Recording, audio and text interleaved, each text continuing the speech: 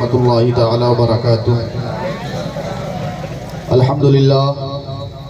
الحمدللہ رب العالمین والعاقبۃ للمتقین، والصلاة والسلام على من كان نبيا وآدم بين الماء والطين وعلى آله وأصحابه أجمعين، أما بعد فأعوذ بالله من الشيطان الرجيم، بسم الله الرحمن الرحيم، ورفعنا لك ذكرك، صدق الله مولانا العظيم وصدق رسوله النبي الأمين المتين الكريم، ونحن على ذلك لمن الشاهدين والشاكرين، والحمد لله رب العالمين۔ یا رسول اللہ انظر حالنا، یا حبیب اللہ اسمع قالنا، اننی فی بحر ہم مغرق خود یدی سہل لنا اشکالنا، بکار خیش حیرانم اغثنی یا رسول اللہ، پریشانم پریشانم اغثنی یا رسول اللہ، شہاب کس نوازی کن، طبیب چارہ سازی کن، مریض درد عصیانم اغثنی یا رسول اللہ، امداد کن از بند غم آزاد کن، در دین و دنیا شاد کن یا غوث اعظم دستگیر، غوث اعظم بمن بے سر و ساما مدد، قبلہ دی مدد، کعبہ ایما مدد، قادریم نعرہ یا غوث اعظم می زنم، دمز شیخ احمد رضا خان قطب عالم می زنم۔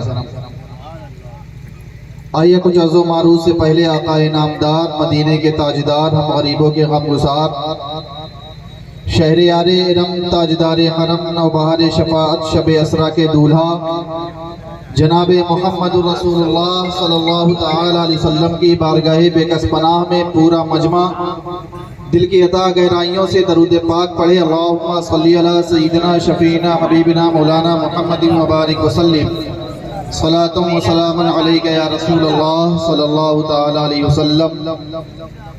آج کی یہ مبارک محفل آپ نے ابھی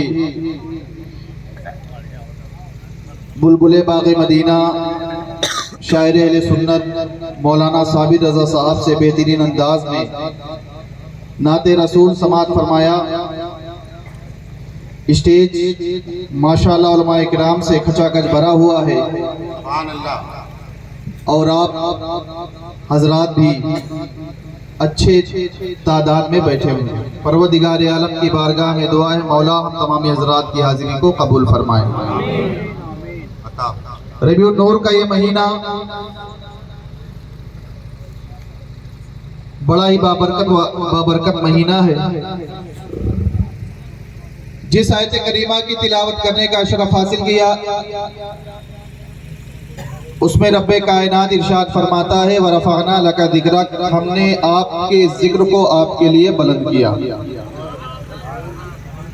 میرے آقا کی شان وہ ہے کہ اپنے تو اپنے، اسٹیج والے تھوڑا توجہ کریں، ڈسٹرب ہو رہا۔ میرے آقا کی شان وہ ہے کہ اپنے تو اپنے، غیر بھی میرے آقا کی تعریف کرتے ہوئے نظر آتے ہیں۔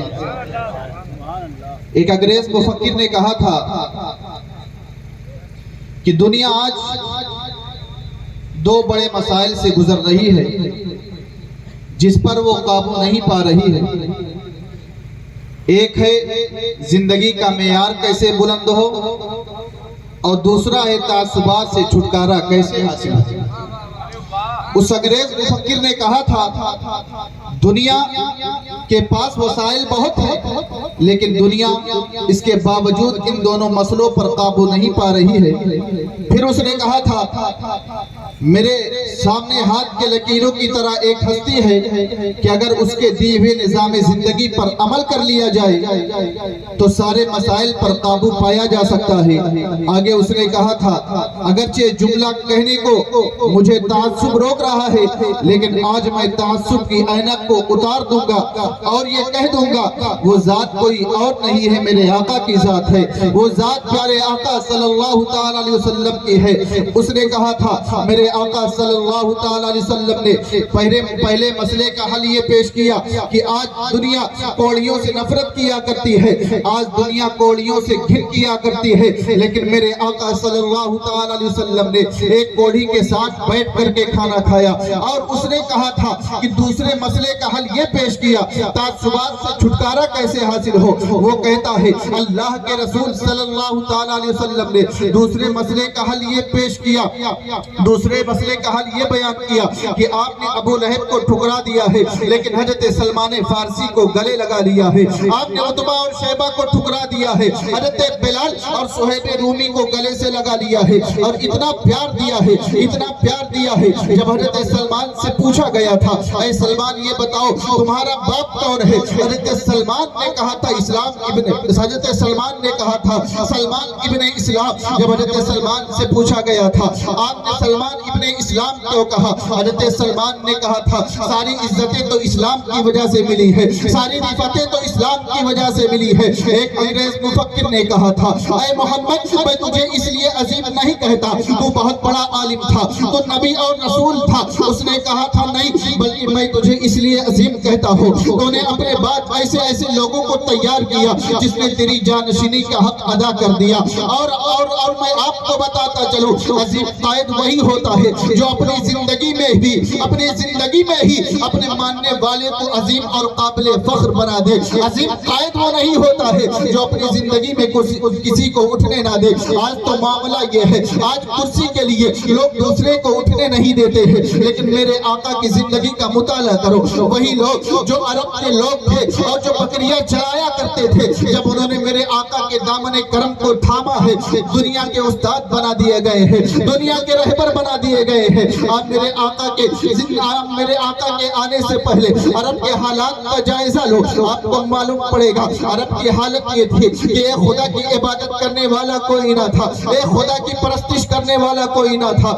ظلم و بربریت کا دورہ تھا, کمزوروں کو ستایا جا رہا تھا. عالم یہ تھا اگر کسی کے یہاں بیٹی پیدا ہو جاتی تھی تو لوگ اس سے کہتے تھے صبر کرو صبر کرو. وہ کہتا تھا کیسے صبر کرو, اس منحوسہ نے میرے گھر میں پیدا ہو کر کے میری عزت پر داغ لگا دیا ہے. جب تک میں اسے زندہ درگور نہ کروں گا میں جان کی سانس نہ لوں گا. بچوں کو زندہ درگور کر دیا جاتا تھا, عورتوں سے ان کی زندگی کا حق چھین لیا گیا تھا, عورتوں کو صرف نفس کی تکمیل کا ذریعہ سمجھا جا رہا تھا. اگر کسی کے شوہر کا انتقال ہو جاتا تھا پتی کے لاش کے ساتھ اس کو زندہ جلا دیا جاتا تھا. اگر کسی کے شوہر کا انتقال ہو جاتا تھا اس کو تنگ کوٹھری میں بند کر دیا جاتا تھا. 1 سال تک نہ تو اسے نکلنے کی اجازت ہوتی تھی نہ تو اسے نہانے کی اجازت ہوتی تھی. سال بھر تک اس گال کوٹھری میں رہتی تھی. اگر بچ گئی تو بچ گئی, اگر بچ گئی تو بچ گئی, اگر مر گئی تو کوئی بات نہیں, اور اگر زندہ بچ گئی تو ظلم والا ظلم یہ کہ سال بھر کے بعد اسے گدھے پر بٹھایا جاتا تھا اور بٹھا کر کے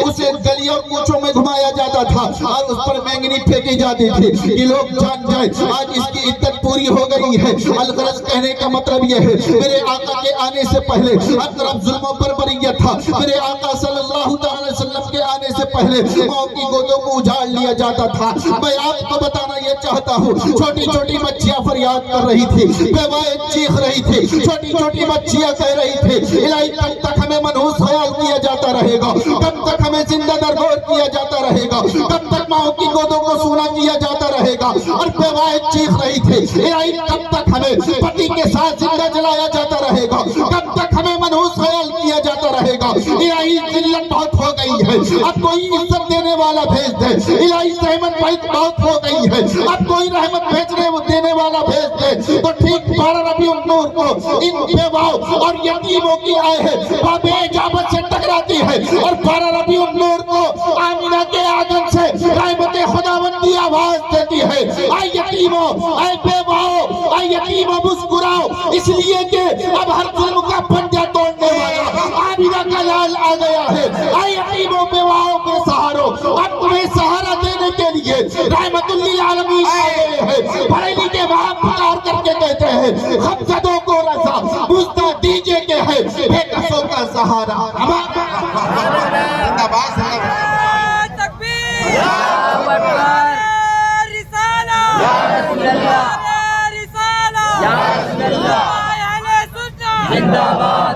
آؤ دیکھو میرے آقا کی شان کیا ہے. اللہ تبارک و تعالی کلام بلاغت میں ارشاد فرماتا ہے هو الذی یصورکم فی الارحام کیف یشاء, اللہ ہی ماؤں کے رحموں میں صورتیں بناتا ہے جیسا اللہ چاہتا ہے. یعنی اللہ نے کسی کو گورا بنایا ہے, اللہ نے کسی کو کالا بنایا ہے, اللہ نے کسی کو خوبصورت بنایا ہے, اللہ نے کسی کو خوبصورت نہیں بنایا ہے.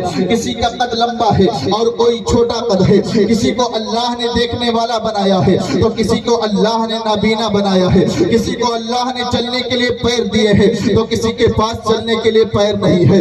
اللہ تبارک و تعالیٰ نے سب کو بنایا ہے اور جس کو اللہ نے جیسا بنایا ہے وہ ٹھیک بنایا ہے۔ میں آپ کو بتانا یہ چاہتا ہوں، اللہ ہی ماؤں کے رحموں میں لوگوں کو بناتا ہے، لیکن اب میں آپ کو بتانا یہ چاہتا ہوں، اسی عام ضابطے کے تحت اللہ نے میرے آقا کو بنایا ہے، یا میرے آقا کو بنانے کے لیے اللہ نے کوئی اور ضابطہ اختیار کیا ہے۔ تو اگر ہم کہتے تو کوئی کہہ سکتا تھا کہ یہ تم عقیدت کی بنیاد پر کہہ رہے ہو، اگر تمہارے پاس کوئی دلیل ہو تو پیش کرو، اگر تمہارے پاس کوئی دلیل ہو تو اسے لے کر کے آؤ۔ تو میں نہیں کہتا ہوں، آج سے 1400 سال پہلے حضرت حسان ابن ثابت نے کہہ دیا تھا، واجمل منک لم واجمل واحسن منک لم تلد النساء واجمل منک لم تر قط عینی خلقت مبرئا من کل عیب کانک قد خلقت کما تشاء۔ یعنی حضرت حسان نے کہا تھا، یا رسول اللہ، آپ سے زیادہ حسین و جمیل کسی نظر نے دیکھا ہی نہیں ہے، آپ سے زیادہ خوبصورت کسی ماں نے پیدا ہی نہیں کیا ہے، یا رسول اللہ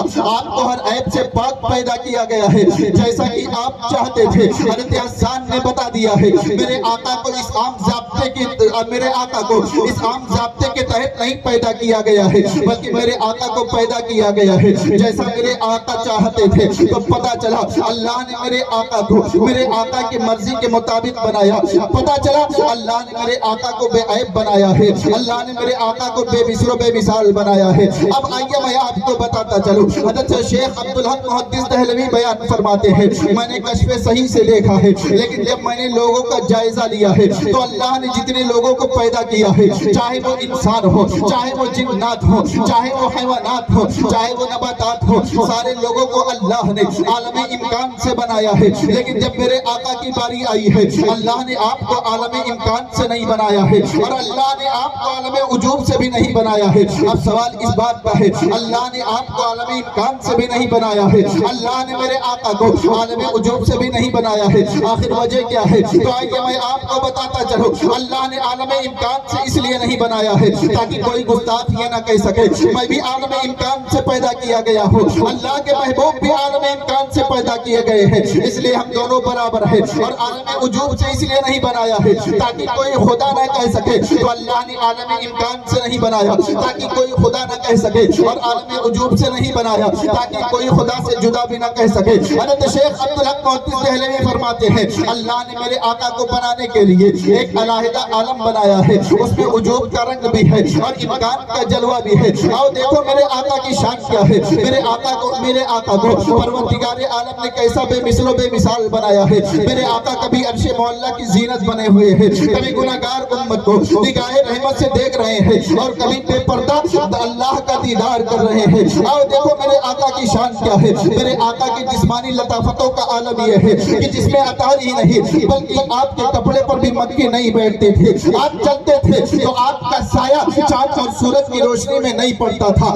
آج سائنس نے بڑی ترقی کی ہے، آج ٹیکنالوجی نے بڑی ترقی کی ہے، لیکن کوئی ایسا ٹیبلٹ نہیں بنایا ہے کہ انسان اس کو کھانے کے بعد انسان اس کو کھا لے تو انسان اس کو کھا لے تو اس کے پاخانہ اور پیشاب سے بدبو غائب ہو جائے۔ سائنس نے کوئی ایسا ٹیبلٹ نہیں بنایا ہے، لیکن آؤ دیکھو میرے آقا کی شان کیا ہے۔ میرے آقا پاخانہ پیشاب کرتے ہیں، زمین نگل لیا کرتی ہے اور وہاں سوائے خوشبو کے کچھ نہیں ہوا کرتا ہے۔ اور میں آپ کو بتاتا چلوں، آج انسان کے بدن سے خون نکل جائے تو علماء فتویٰ دیں گے وہ خون ناپاک ہے، لیکن میرے آقا کی خون کو جو پی لیتا ہے میرے آقا اسے جنتی ہونے کی بشارت دیتے ہیں۔ آؤ دیکھو میرے آقا کی شان کیا ہے۔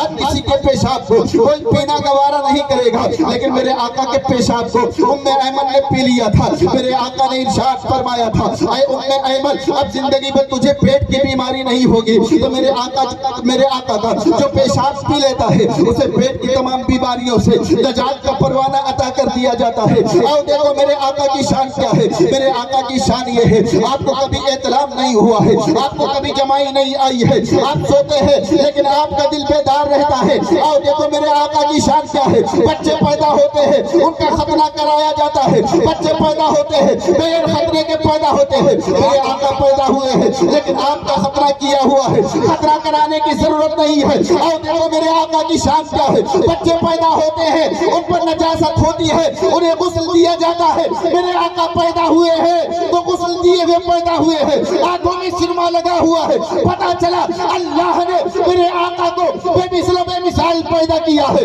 بریلی کے تاجدار نے قلم کو سنبھالا ہے اور ارشاد فرمایا ہے لم یاتی نذیرک فی نظر مثلے تو نشک پیدا جانا جگراج کو تاج اور سرسو ہے تجھ کو شہید سراج. نعرہ تکبیر, نعرہ رسالت, تحفظ ناموس رسالت, عظمت مصطفیٰ.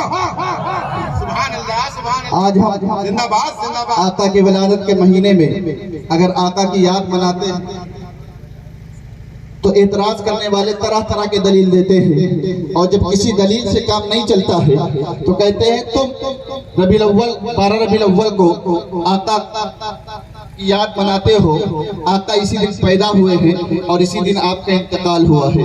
جب کوئی حربہ نہیں چلتا ہے تب یہ کہتے ہیں اور ورغلانے کی کوشش کرتے ہیں. لیکن مسلمانوں میں آپ کو بتاتا چلو, میرے آقا 12 ربیع الاول کو پیدا ہوئے ہیں اور 12 ہی کو وصال ہوا ہے, 12 ہی کو آپ اس خاکدان گیتی سے تشریف لے گئے ہیں. اس پر جمہور کا اتفاق نہیں ہے, خود ان کا مولوی شبلی النعمانی بھی اس پر اتفاق نہیں کرتا ہے. پھر بھی اگر وہ کہے کہ آپ اس دن جشن کیوں مناتے ہو تو آپ کہنا میرے آقا پیدا ہوئے اس لیے ہم جشن مناتے ہیں. اگر وہ کہے آقا اسی دن دنیا سے تشریف لے گئے ہیں تو آپ کہنا بالفرض مان لو اگر میرے آقا اسی دن دنیا سے تشریف لے گئے ہیں تو سنو, آنا پہلے ہوتا ہے, جانا بعد میں ہوتا ہے, زندگی پہلے ہوتی ہے, موت بعد میں ہوتی ہے. مجھے پہلے آقا کے آنے کا جشن تو منا لینے دو. اگر موقع ملا گیا تو ہم غم بھی منا لیں گے, لیکن غم منائے تو کس بات کا منائے. میرے آقا کی زندگی بھی ہم غلاموں کے لیے رحمت ہے اور میرے آقا کا اس دنیا سے جانا بھی ہم غلاموں کے لیے رحمت ہے. ہم غلاموں کا عقیدہ یہ ہے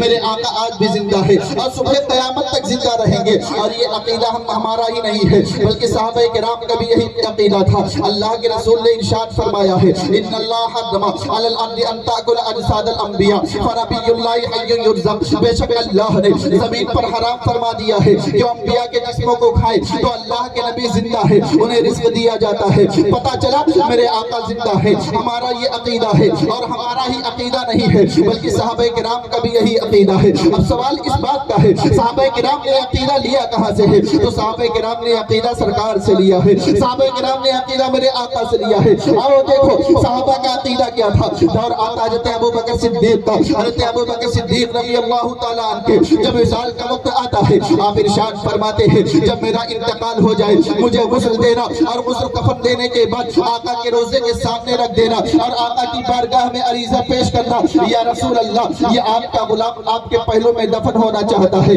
آپ کا غلام آپ کے پہلو میں آرام کرنا چاہتا ہے. حضرت ابوبکر صدیق آقا کے ساتھ سفر میں بھی رہے ہیں, آقا کے ساتھ حضر میں بھی رہے ہیں اور زندگی کے بعد بھی آقا کے ساتھ رہنا چاہتے ہیں. آخر وجہ کیا ہے تو آئیے میں آپ کو بتاتا چلوں. اس کا جواب بریلی کے تاجدار نے دے دیا ہے, بخدا خدا کا یہی ہے در نہیں اور کوئی وہ فرمتن جو یہاں سے ہو یہیں آکے ہو, جو یہاں نہیں وہ وہاں نہیں. حضرت ابوبکر صدیق نے وصیت کر دی ہے جب میرا انتقال ہو جائے آقا کے روزے کے سامنے میرے جنازے کو رکھ دینا, آقا کی بارگاہ میں عریضہ پیش کرنا, یا رسول اللہ یہ آپ کا غلام آپ کے پہلو میں دفن ہونا چاہتا ہے. حضرت ابوبکر صدیق کا انتقال ہوتا ہے, حضرت ابوبکر صدیق کے جنازے کو تیار کیا جاتا ہے اور تیار کرنے کے بعد آقا کے مبارک روزے کے سامنے رکھ دیا جاتا ہے. صحابہ کرام پیارے آقا کی بارگاہ میں عریضہ پیش کرتے ہیں, الصلاۃ والسلام علیک یا رسول اللہ, الصلاۃ والسلام علیک یا نبی اللہ, الصلاۃ والسلام علیک یا حبیب اللہ. اور صحابہ کرام عریضہ پیش کرتے ہیں یا رسول اللہ یہ آپ کی یار غار ہے, یہ آپ کے غلام ہے, انہوں نے وصیت کی تھی میرے انتقال کے بعد آقا کے روزے کے سامنے میرے جنازے کو رکھ دینا, اگر آقا اجازت دے دیں گے آقا کے پہلو میں مجھے دفن کر دینا.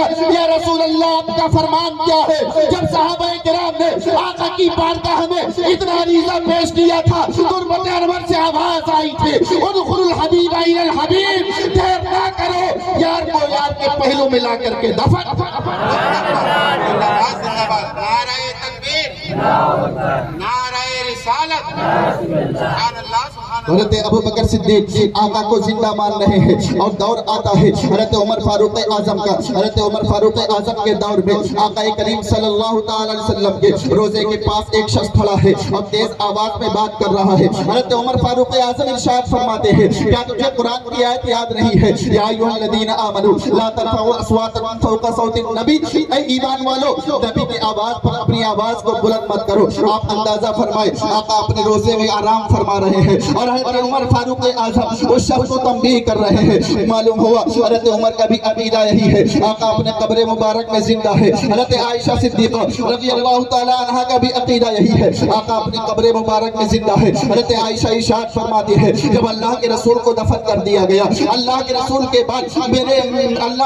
के बाद मेरे वालिदे गिरामी को भी दफन कर दिया गया, मैं अपने हुजरे में जाती थी तो पर्दे के साथ नहीं जाती थी। क्यों पर्दे के साथ नहीं जाती थी? इसलिए नहीं जाती थी, मैं पर्दा करूं तो पर्दा किससे करूं? एक तो मेरे शौहर नामदार है और एक मेरे वालिदे गिरामी है। लेकिन हज़रत आयशा इरशाद फरमाती है, जब हज़रत उमर को दफन किया गया है तो मैं बगैर पर्दे के नहीं जाती हूँ। अब अगर पूछा जाए, ऐ अम्मी आयशा आप बगैर पर्दे के क्यों नहीं जाती है? तो हज़रत आयशा क़यामत तक के मुसलमानों के लिए ये अकीदा दे रही है कि मैं इसलिए नहीं जाती हूँ, मुझे उमर से हया आती है। अब आप अंदाजा फरमाए, हया जिद्दों से किया जाता है, हया मुद्दों से नहीं किया जाता है। हज़रत आयशा फरमाती है, उमर से मुझे हया आती है। हज़रत आयशा का भी अकीदा है, मेरे आका जिंदा है। सहाबाए किराम का भी अकीदा है, मेरे आका जिंदा है। हज़रत अबू बकर सिद्दीक का भी अकीदा है, मेरे आका जिंदा है। दौर आता है हज़रत गौसे आजम का, हज़रत गौसे आजम आका की बारगाह में हाजिर है। हज़रत शेख अहमद कबीर रिफाई भी मौजूद है। हज़रत शेख अहमद रिफाई अर्ज करते हैं,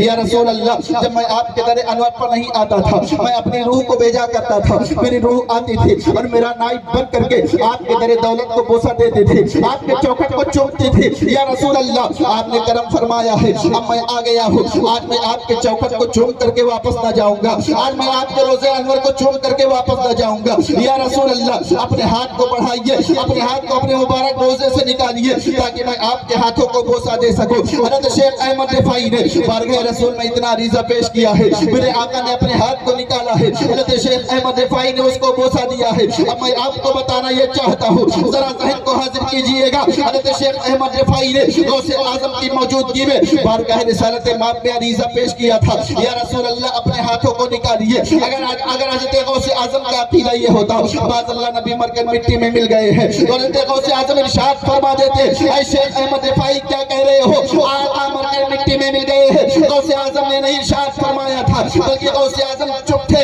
पता क्या चला? पता चला जहाँ शेख अहमद रिफाई का अकीदा ये है मेरे आका जिंदा है, वही हज़रत गौसे आजम का भी अकीदा यही है कि मेरे आका जिंदा है। और यही अकीदा हमें बरेली के ताजदार ने दिया है। यही वजह है जब बरेली के ताजदार हज करने के लिए तशरीफ ले गए थे और बारगाह रसूल में अरीज़ा पेश किया था, या रसूल अल्लाह, अहमद रजा दूर था, आप पर सलात और सलाम का नजराना पेश करता था। या रसूल अल्लाह, आज अहमद रजा आपकी ज़ियारत करना चाहता है। मेरे आका ने करम फरमाया था, बरेली के ताजदार को आका ने अपना दीदार कराया था। जब बरेली के ताजदार ने आका को देखा था तो पुकार करके कहा था, अल्लाह की सन्ना बकदम, शान है ये, इंसान नहीं इंसान वो, इंसान है ये। कुरान को ईमान बताता है इन्हें, ईमान ये कहता है मेरी जान। जिंदाबाद जिंदाबाद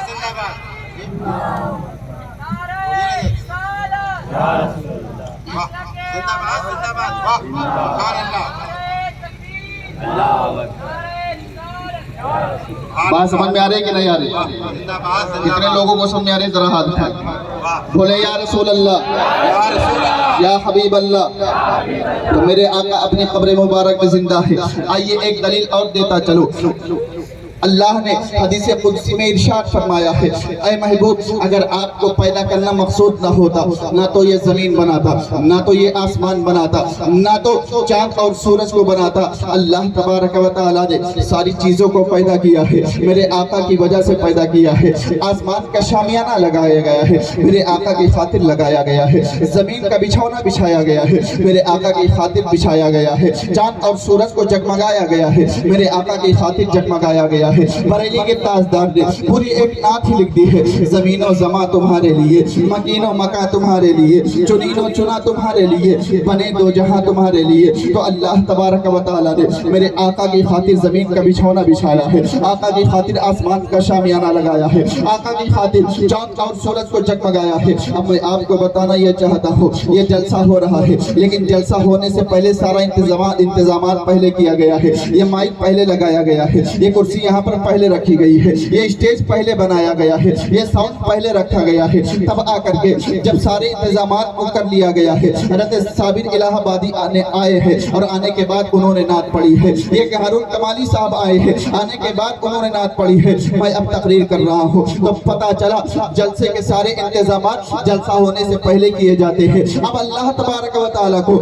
منظور تھا کہ اللہ اپنے محبوب کو دنیا میں بھیجتا اللہ تبارک و تعالیٰ نے سارا انتظام پہلے کر دیا ہے زمین کا بچھونا بچھا دیا ہے آسمان کا شامیانہ لگا دیا ہے چاند اور سورج کو جگمگا دیا ہے اور جب ہم جلسہ کرتے ہیں تو ہم اعلان کرتے ہیں پروردگار عالم نے 1,24,000 یا کم و بیش 2,24,000 انبیاء کرام کو دیا تھا تم اپنے اپنے زمانے میں میرے محبوب کا تذکرہ کرتے رہنا اپنے اپنے زمانے میں میرے محبوب کو یاد کرتے رہنا اور جب ہم جلسہ کرتے ہیں تو پوسٹر چھپاتے ہیں پروردگار عالم نے توریت زبور اور انجیل آسمانی کتابوں کے ذریعے سے اپنے محبوب کا اعلان فرما دیا ہے اور اللہ تبارک و تعالیٰ نے اپنے محبوب کو بھیجا ہے میرے آقا آئے ہیں 63 سال کی زندگی ہے 63 سال کے بعد میرے آقا اس خاکدان گیتی سے تشریف لے گئے ہیں اب آپ اندازہ فرمائیں اب آپ ذرا ذہن کو حاضر کیجئے گا یہ جلسہ ہو رہا ہے یہ مائک یہاں پر موجود ہے لیکن مائک کب تک رہے گا جب تک جلسہ چلتا رہے گا یہ ساؤنڈ کب تک رہے گا جب تک جلسہ چلتا رہے گا یہ اسٹیج کب تک رہے گا جب تک جلسہ چلتا رہے گا جب جلسہ ختم ہو جائے گا مائک والا اپنا مائک لے کر کے چلا جائے گا اسٹیج والا اسٹیج کھول لے گا ساؤنڈ والا اپنے ساؤنڈ کو لے کر کے چلا جائے گا اب ذرا ذہن کو حاضر کیجئے گا پروردگار عالم نے اپنے محبوب کی خاطر آسمان کے شامیانے کو لگایا ہے پروردگار عالم نے اپنے محبوب کی خاطر زمین کا بچھونا بچھایا ہے پروردگار عالم نے اپنے محبوب کی خاطر چاند اور سورج کو جگمگایا ہے اب آپ اندازہ فرمائیں میرے آقا تشریف لائے ہیں اور 63 سال کی زندگی کے بعد میرے آقا اس خاکدان گیتی سے تشریف لے گئے ہیں اب جیسا کہ تمہارا عقیدہ ہے معاذ اللہ رب العالمین نبی مر کر کے مٹی میں مل گئے ہیں اگر میرے آقا معاذ اللہ مر کر مٹی میں مل گئے ہوتے تو نہ تو یہ آسمان ہوتا نہ تو یہ زمین کا بچھونا ہوتا نہ تو چاند اور سورج کی لائٹنگ ہوتی اس لیے کہ اللہ نے ساری چیزوں کو میرے آقا کی وجہ سے پیدا کیا ہے اللہ نے ساری چیزوں کو میرے آقا کی خاطر پیدا کیا ہے پتہ چلا یہ آسمان کا شامیانہ یہ زمین کا بچھونا یہ چاند اور سورج کی لائٹنگ اس بات کی گواہی دے رہی ہے کہ میرے آقا مرے نہیں ہے بلکہ میرے آقا زندہ ہے اس لیے کہ ساری چیزوں کو میرے آقا کی وجہ سے پیدا کیا گیا ہے تو جب تک یہ زمین رہے گی جب تک یہ آسمان کا شامیانہ رہے گا جب تک چاند اور سورج کی لائٹنگ رہے گی یہ اس بات پر دلالت کرتی رہے گی میرے آقا مرے نہیں ہے میرے آقا زندہ ہے بریلی کے تاجدار نے فرمایا تھا وہ جو نہ تھے تو کچھ نہ تھا وہ جو نہ ہو تو کچھ نہ ہو جان ہے وہ جہان کی جان ہے تو جہان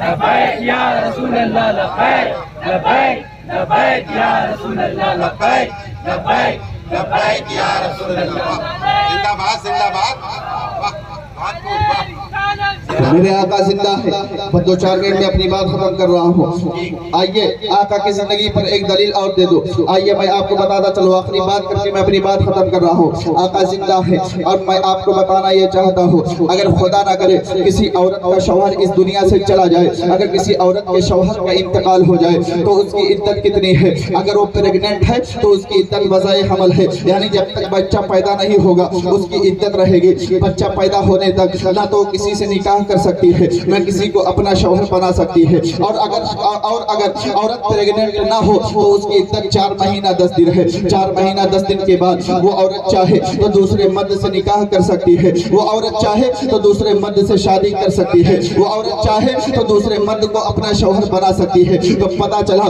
اگر کسی کی عورت کا شوہر انتقال کر جائے اگر کسی کی عورت کا شوہر مر جائے تو 4 مہینہ 10 دن کے بعد یا وضع حمل کے بعد دوسرا نکاح کر سکتی ہے दूसरे आदमी को अपना शौहर बना सकती है, लेकिन आप तारीख उठा करके देख लो, मेरे आका इस खानदानी गिनती से तशरीफ ले गए हैं और मेरे आका की जितनी बीवियां बाकायदे हयात थी, यानी हमारी और तुम्हारी जितनी माएँ जिंदा थी, उन माओं के लिए हराम था वो किसी को अपना शौहर बनाए, वो किसी दूसरे आदमी से निकाह करे, वो किसी दूसरे आदमी से निकाह करे, वो किसी दूसरे आदमी को अपना शौहर बनाए। क्यों हराम था? इसलिए कि वो औरत जिसका शौहर इस दुनिया से चला जाए वो अगरचे दूसरा निकाह कर सकती है, अगरचे दूसरे मर्द को अपना शौहर बना सकती है, इसलिए कि उसका आदमी मर गया है, उसका आदमी इस खानदानी गिनती से चला गया है। और मेरे माओ के लिए, नबी की बीवी के लिए हराम क्यों था? इसलिए हराम था, शौहर वो तलाश करती है जिसका शौहर मर जाए, औरत दूसरा मर्द वो तलाश करती है जिसका शौहर इस खानदानी गिनती से चला जाए,